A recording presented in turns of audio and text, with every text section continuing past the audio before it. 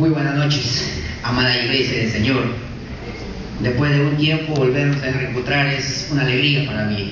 Después de un tiempo de descanso, de vacaciones, estamos nuevamente en la tarea que Dios nos ha encomendado. ¿Cómo está la iglesia del Señor?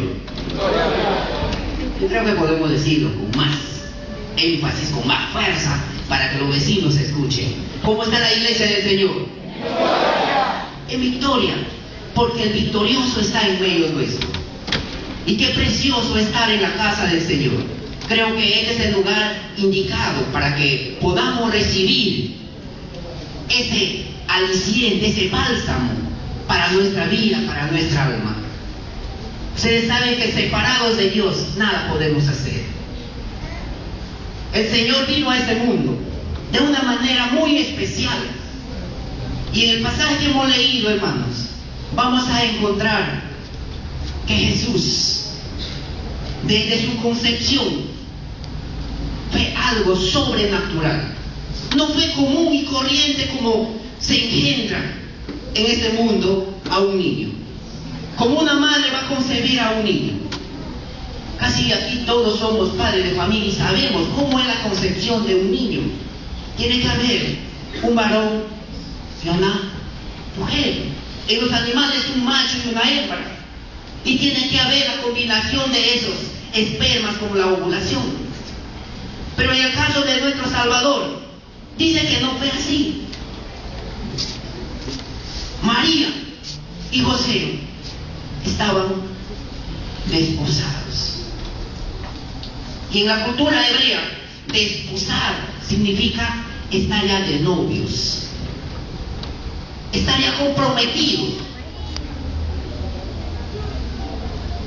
A los hombres, a los jóvenes, les pregunto, ¿cuál sería su reacción, su actitud después de haber hecho todos los trámites de familia, de comprometerse? Bueno, tu hija, mi hija van a contraer matrimonio cuando sean más adultos.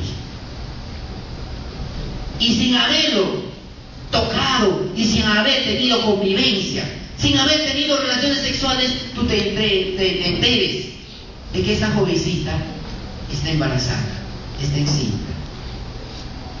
¿Cuál sería, joven, hombre, cuál sería tu actitud? En nuestra actitud machista, quizás la humillaríamos a la mujer, le botaríamos y le diríamos las peores cosas. Y dice la palabra de Dios que José, como era justo, le quiso dejar silenciosamente para no agraviarla, para no humillarla. Frente a esta situación incomprensible humanamente. Pero Dios está en medio de todo esto. Y en este tiempo que vamos a meditar en la palabra de Dios, vamos a ver cómo el Señor, y aquí en el Evangelio de Juan, vamos a encontrar no a Cristo, sino al Verbo. Y el Verbo, dice, era Dios. Era en el principio Dios, y todas las cosas por Él fueron hechas. Y sin Él nada de lo que ha sido hecho fue hecho. En Él estaba la vida, y la vida era la luz de los hombres. La luz en las tinieblas La luz en las tinieblas resplandece, y las tinieblas no prevalecen contra él. En este Evangelio vamos a encontrar una forma más clara y específica que este evangelista la va a presentar al Señor Jesús como el mismo Dios presente. En los evangelios sinópticos vamos a encontrar que el reino de Dios se ha acercado a los hombres. Pero cuando encontramos a Juan presentándolo al Verbo, vamos a encontrar de que él está diciendo que Dios mismo ya está con nosotros. Por eso Juan el Bautista lo va a decir, aquí el Cordero de Dios que quita el pecado del mundo. Juan va a presentar tres cosas en los primeros versículos del capítulo 1. Dice que el Evangelio de Juan nos va a ofrecer una clara evidencia de que Jesús es el Hijo de Dios y que en Él, si confiamos y creemos en Él, como dice Juan 1:12, vamos a tener vida eterna. Primera cosa que Juan nos va a presentar, que el Hijo de Jesucristo es el Hijo de Dios. Segundo, Juan nos brinda un material único sobre el nacimiento de Jesús. Es más claro y específico cómo vino nuestro Salvador. Y tres, no menciona cuándo nació, porque el Verbo es eterno, no tiene principio, no tiene fin, no se mide en el tiempo, sino en la eternidad. Estos tres aspectos Juan nos va a presentar como el Verbo hecho carne y que habitó entre nosotros, y muchos no lo conocían, muchos lo negaron. En esta noche quiero presentar las etapas de la vida de Jesús. Imagínense, hermanos, Jesucristo cuando vino a este mundo no vino en un tiempo planificado por la pareja. Y cuando un hijo viene al mundo sin haberse sido planificado, ese niño viene a ser un niño no deseado. Y esa etapa de su vida pasó Jesús. En su concepción dice que no hubo relación entre un hombre y una mujer. Dice que el Espíritu Santo vino sobre esta mujer y quedó embarazada. Es algo que humanamente no vamos a entender, pero todo esto estaba dentro de los planes de Dios. Dios en su gran amor no quiso dejarnos en la condición del huerto del Edén. El hombre en el huerto de Edén pecó, y esa desobediencia, ese pecado arrastra a toda la creación. Dios en su amor no nos quiso dejar así en esas condiciones. Entonces Dios tiene que encarnarse en la persona de Jesucristo para venir a este mundo. En el tiempo de Dios, pero no en el tiempo del hombre. El hombre tenía pues, en su mente, pensando de que el Mesías venía, pero no esperaba de la manera como llegó nuestro Salvador.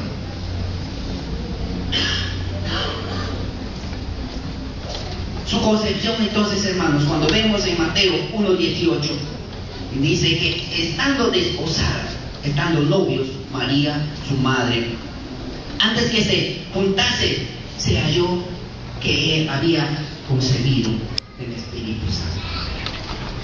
Qué tremendo, ¿no? Jovencitos, sin haber tenido contacto, se quedó embarazada. ¿Y de quién era ese hijo? ¿Quién era el responsable de ese embarazo?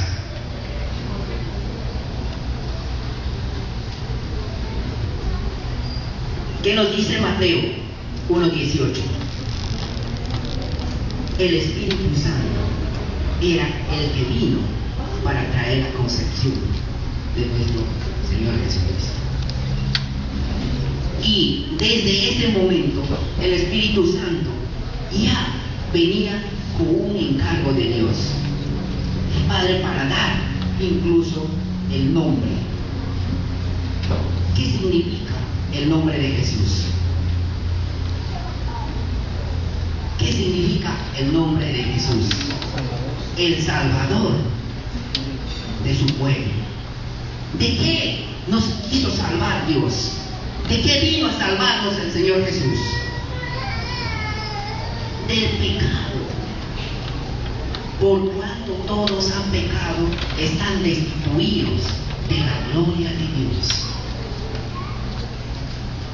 Y la palabra de Dios nos muestra que la paga del pecado es muerte, mas el regalo de Dios es vida eterna en Cristo Jesús, Señor nuestro. Este niño no planificado, este niño no deseado, viene con un plan y con un propósito, dándonos oportunidad a la humanidad. Nuestra condición era separados lejos de Dios. Y este niño va a venir a cumplir un plan, un propósito de Dios. Así que el nacimiento de Jesús es la primera etapa en su vida. El nacimiento no deseado, el nacimiento no planificado. Y vamos a ver qué cosa más pasó después que él nace como un niño que viene a este mundo, como cualquier de los niños, en carne y hueso. Y como era la espera del pueblo judío de un Salvador. Ellos sabían que el Mesías viene, pero no sabían cuándo, ni cómo, ni de dónde. Y ellos estaban esperando, dicen, a un gran guerrero, a un gran hombre, un líder, que venga montado en un caballo, un guerrero. Pero cuando aparece el Salvador, ¿cómo aparece? Viene en humildad, donde nace. Un hijo no planificado, un hijo no deseado, naciendo en un lugar inapropiado. Vienen a Belén, buscan hospedaje y no encuentran. ¿Qué es lo que encuentran esta familia? Solamente un lugar, un corral de animales.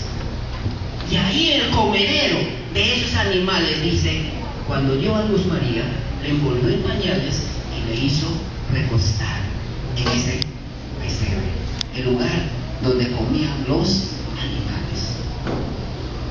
Un lugar muy humilde, un lugar donde en nuestra sociedad y en nuestra condición pensaríamos que le puede dar una fuerte infección, algún rebrote de algún virus. Hoy en día los niños, por más pobre que sea la familia, ¿dónde nace su niño?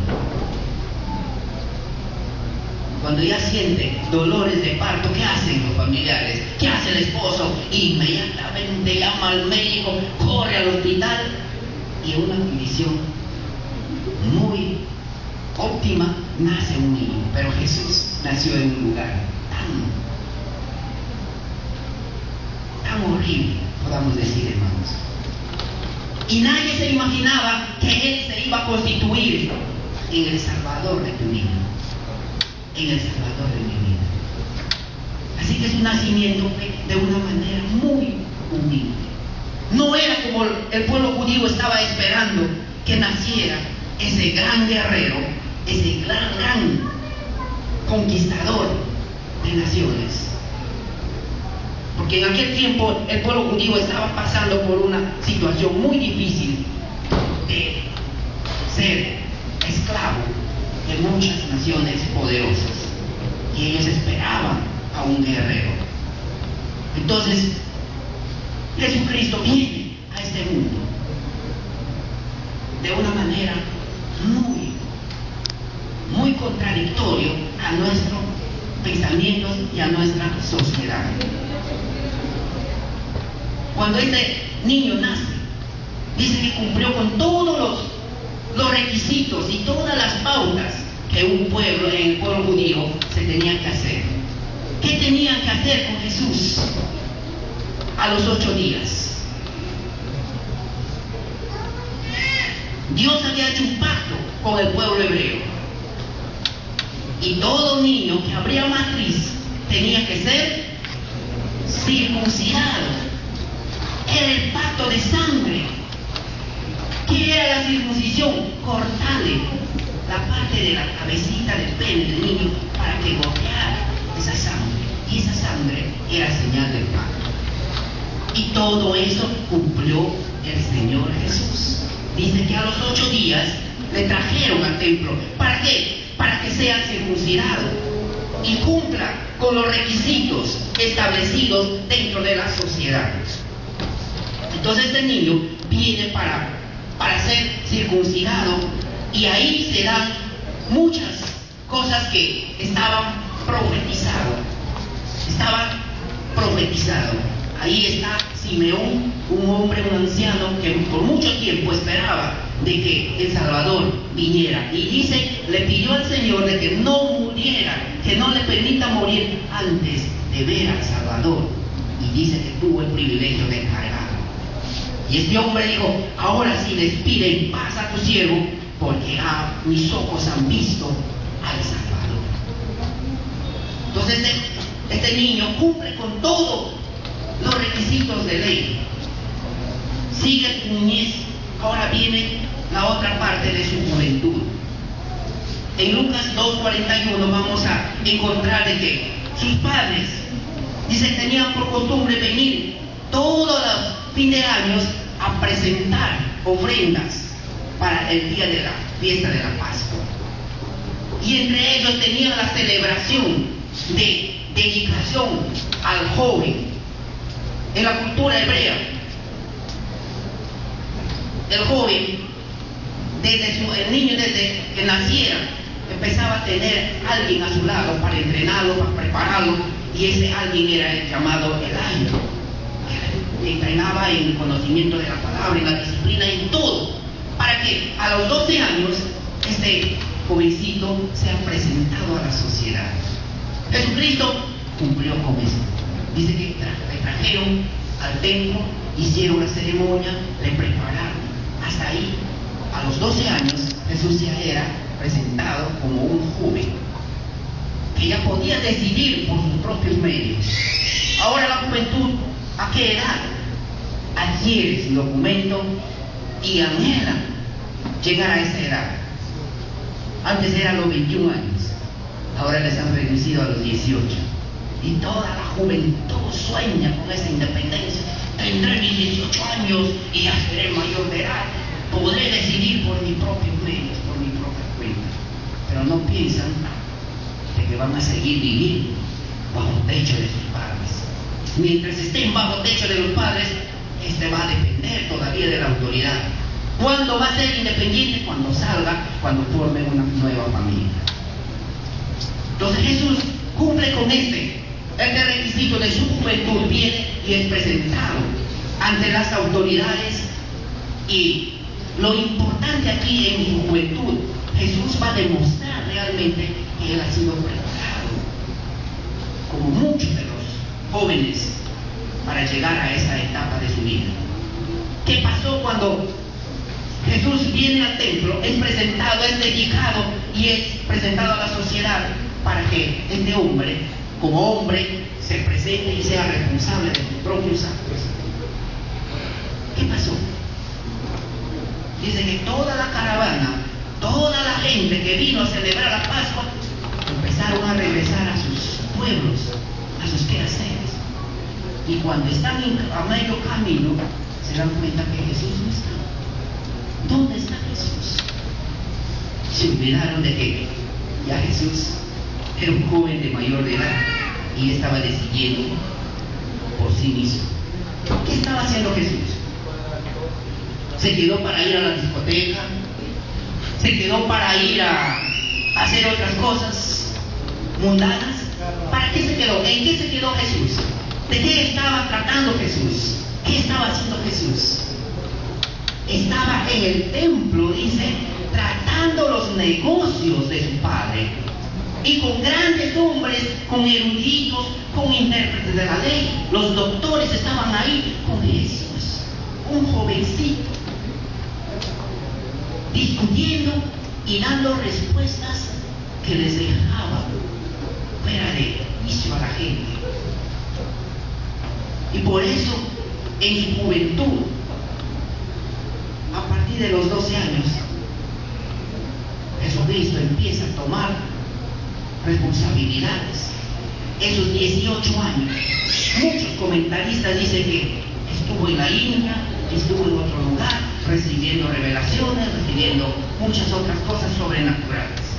Y aún algunos se atreven a decir que ha estado en el Perú y ha estado en el Cusco.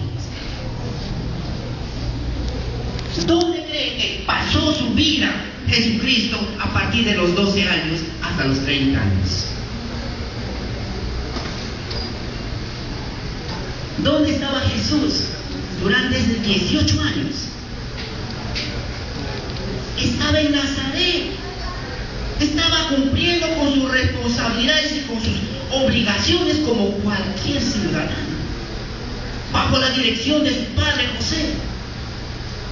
¿Qué labores cumplía Jesús?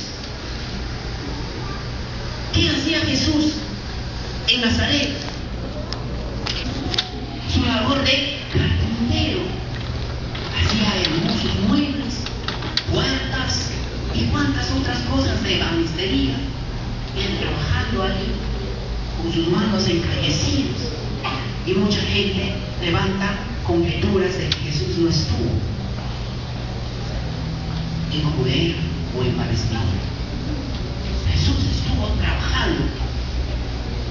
Incluso Jesús, como hijo mayor, tomó la responsabilidad cuando José fallece, muere. Él toma la responsabilidad.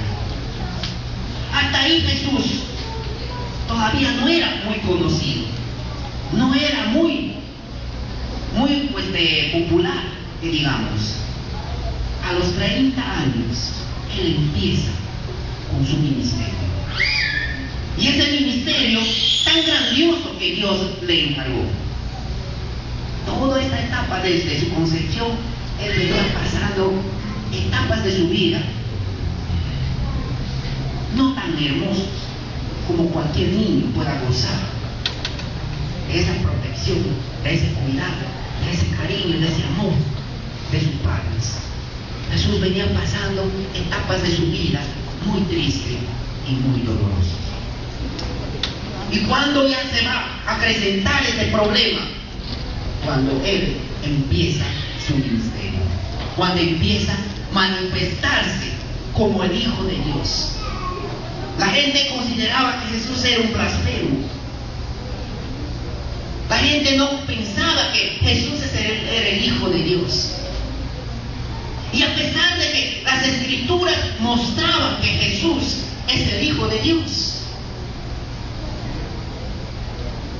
¿por qué la gente no creía y no consideraba a Jesús como el Cordero de Dios? ¿Por qué la gente cuestionaba el ministerio de Jesús? ¿Qué es lo que faltaba? ¿Qué es lo que le pasaba a esta gente? Esa gente no tenía lo que nosotros tenemos. Ahora nosotros tenemos el gran privilegio, como las Escrituras nos dicen, de ser llamados hijos de Dios. ¿Por qué? Porque hemos creído y hemos aceptado el sacrificio. No le hemos cuestionado a Jesús el día que tomamos una decisión.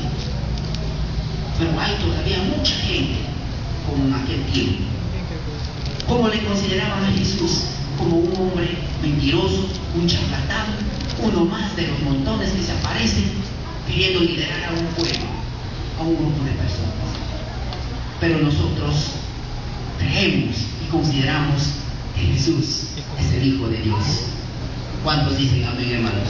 Amén. Jesucristo es el Cordero de Dios, que vino a este mundo para quitar el pecado, para borrar todas tus iniquidades. Entonces el Señor Jesús vino a este mundo con el propósito de ser el Salvador, el Redentor de tu vida. ¿Qué es lo que nosotros estamos ofreciendo a Jesús? La vida de Jesús no era una vida tan agradable. Y cuando ustedes han podido espectar las películas en esta semana, los sufrimientos que pasó Jesucristo, nunca era bien visto por el pueblo judío, nunca era bien visto por los romanos, por los siglos y por la humanidad. Siempre ha sido cuestionado, ha tenido fuertes oposiciones, y más se acrecentó este problema cuando Jesucristo se declara como el Hijo de Dios. La gente, ¿qué hizo por Jesús? Dice aquí, le bofeteaban, le escupían, le hacían cosas.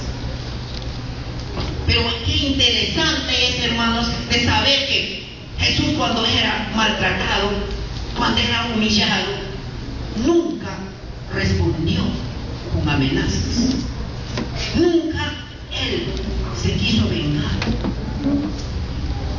Jesucristo vino a este mundo a cumplir el propósito y el plan de Dios. ¿Y cuál era?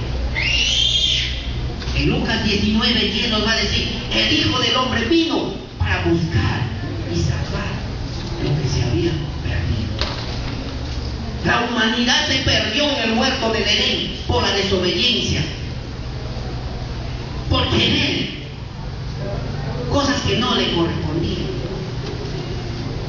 En el huerto del Edén se rompe, se marca el abismo. En el huerto del Edén el hombre es expulsado. En el huerto del Edén empieza todo el caos de la humanidad. Y eso aún ahora afecta a esta humanidad. Y si tú no rindes tu vida a Cristo, si tú no confiesas que Jesús es el Señor para la gloria de Dios Padre, tú no vas a tener paz, no vas a tener gozo, no vas a tener esa salvación que vino a cumplir el Señor Jesús. Él vino para que tú tengas vida y vida en abundancia. Marcos 10:45 va a decir que yo no he venido para ser servido, he venido para servir y dar mi vida por muchos. Y quizás muchos de ustedes es el producto, el fruto de ese gran sacrificio que Jesucristo hizo en la cruz del Calvario. Yo me pregunto, ¿qué estás haciendo para ser agradecido a ese gran sacrificio, a esa vida de dolor, de amargura que Él traía en su vida? Que quizás si no hubiera tenido el plan de Dios, Él hubiera quedado como un renegado, un amargado, con un espíritu de venganza. Pero Jesús vino con un propósito y un plan de Dios. Por eso cuando a Él le maltrataban, no respondía con amenazas, no tenía un corazón y un espíritu de venganza.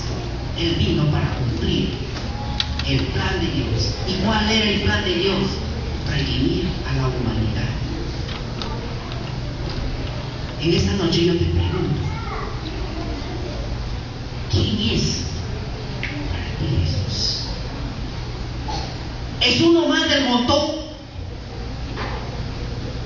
¿Como cualquier charlatán? ¿Como cualquier filósofo? ¿O como cualquier predicador de vientos de doctrina? ¿Qué es Jesús? ¿Quién es Jesús para ti?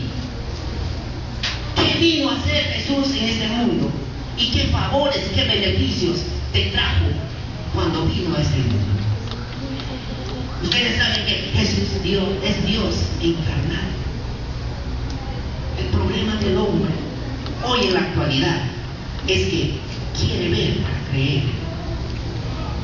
Y en el plan de Dios es al revés. Nosotros tenemos que creer para ver la gloria de Dios. ¿Cuántos dicen amén, hermanos? Nosotros tenemos que creer para ver la gloria de Dios. Y en esta noche vamos a ver la gloria de Dios en la vida de estos jóvenes que vienen transformados por el poder de Dios. Lo que en esos 18, 20 años, 25 años, tú no has podido hacer nada en la vida de este joven, Dios en 2 días lo puede hacer. Y quizás en 1 hora. Muchos, nosotros somos testigos de eso. El encuentro de hombres, viernes en la noche, sábado en el día, todo el día, orando y cantando, sigue duro. El domingo todavía está con esa dureza. Muchas veces aquí en el altar, es donde se le da la última estocada de victoria, porque aquí se quebranta, aquí confiesa que Jesús es el Señor de su vida. Y hoy en esta noche vamos a ver lo que Cristo puede hacer en la vida del hombre. Y hoy en esta noche quiero preguntar, ¿Cuántos nos visitan por primera o segunda vez a este templo? ¿Pueden levantar la mano? ¿Quiénes nos visitan? Que Dios los bendiga. Esta es la casa del Señor, donde venimos para alabar y exaltar su nombre. Ahora yo les pregunto, ¿todos ustedes ya tienen a Cristo? ¿Todos ustedes ya lo tienen al Salvador en su vida? Pero yo sé que hay personas aquí que todavía no han disfrutado, no han recibido esa bendición del Todopoderoso, recibiendo a Jesús. Yo quisiera en esta noche invitarles a hacer una oración. Y si usted toma la determinación de volver a este lugar, no como ha venido, vacío, sin razón, sin propósito, porque vivir, esta es tu noche de oportunidad. Este es el tiempo en que tú le puedas decir: Señor Jesús, he entendido cómo viniste a este mundo, cómo te maltrataron, cómo tuviste que pasar tantas calamidades tan solo porque me amas. Jesús se hizo adulto, llegó a cumplir el propósito de Dios. Pero ¿dónde cumplió el propósito de Dios? En la cruz del Calvario, crucificado como uno de los peores criminales, y Él no se avergonzó, tan solo porque te ama y me ama. Y yo no quisiera que tú vuelvas de este lugar sin Cristo, sin tomar una decisión. Yo quisiera en esta noche invitar a que inclines tu rostro y vamos a orar. Yo te voy a guiar en una corta oración, y si tú decides por Cristo, esta noche tú puedas tener esta bendición de ser sellado y de convertirte en propiedad de Dios. Vamos a inclinar nuestros rostros, iglesia, por favor, orando, porque este es el tiempo de la batalla. El diablo no está lejos. Él no va a querer soltar esas almas, pero en el nombre de Jesús, en ese nombre que es sobre todo nombre, la palabra de Dios dice: mayor es el que está en nosotros que el que está en el mundo. Y en el nombre de Jesús vamos a clamar a Dios para que esas almas de este lugar salgan con Cristo en el corazón. Señor Jesús, te damos gracias, porque clara es tu palabra. Tú has venido a este mundo en un tiempo no deseado. Señor, has venido con un propósito de identificarse con nuestra naturaleza caída, pero tú, Señor, nunca pecaste. Pudiste pasar todas esas pruebas y convertirte en el Salvador del mundo. Llegaste a la cruz, pero no quedaste ahí. Fuiste sepultado, pero no quedaste en el sepulcro. Te levantaste de los muertos. Tú has resucitado, la tumba está vacía. Ahora entiendo, Señor Jesús, que tú has venido para traer libertad, para traer salvación, para traer gozo a nuestro corazón. Y en esta noche yo quiero tomar una decisión, y quiero que Jesucristo entre a mi vida, que Él sea el Señor que va a conducir por el resto de mi vida los destinos de mi caminar. Si tú